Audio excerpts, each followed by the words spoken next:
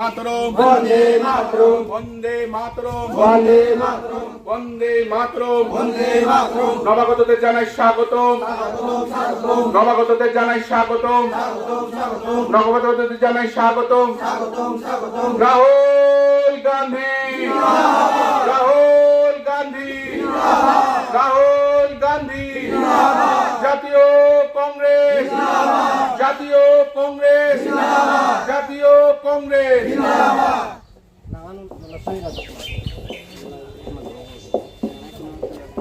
রাজ্যকে নেশা কারখানায় পরিণত করে তুলেছে ভারতীয় জনতা পার্টি।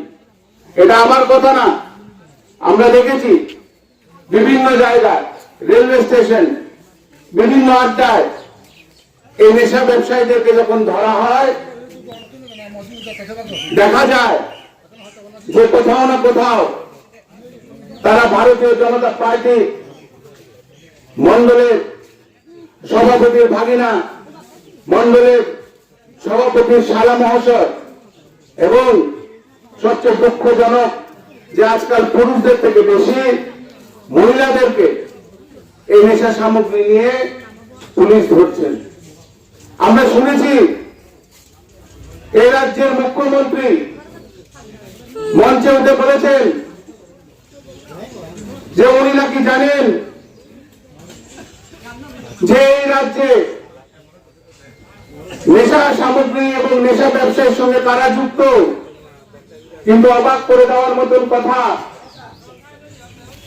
আপনি যদি জানেন আপনি প্রশাসন দিয়ে তাদেরকে কেন গ্রেফতার করাচ্ছেন না? আপনি কেন তাদেরকে এখনো এই রাজ্যের প্রজন্মকে নষ্ট করে দেওয়ার জন্য এখনো তাদেরকে জেলের বাইরে রাখছেন?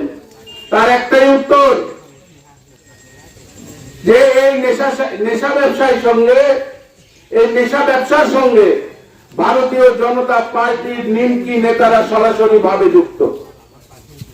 এবং আমরা দেখেছি অতীতে খবরের কাগজে কিভাবে প্রকাশ্যে ভারতীয় জনতা পার্টির নিমকি নেতারা এই নেশা সামগ্রী বিক্রি করে প্রজন্মটাকে নষ্ট করে দেওয়ার প্রচেষ্টা করছে।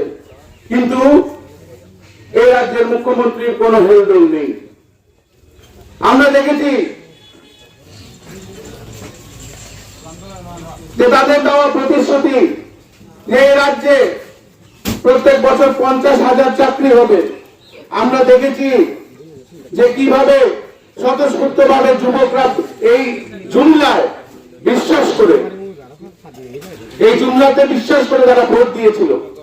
কিন্তু আমরা এখন কি দেখছি যে তারা কোন রকম চাকরি দিতে পারছে না। তারা মঞ্চে উঠে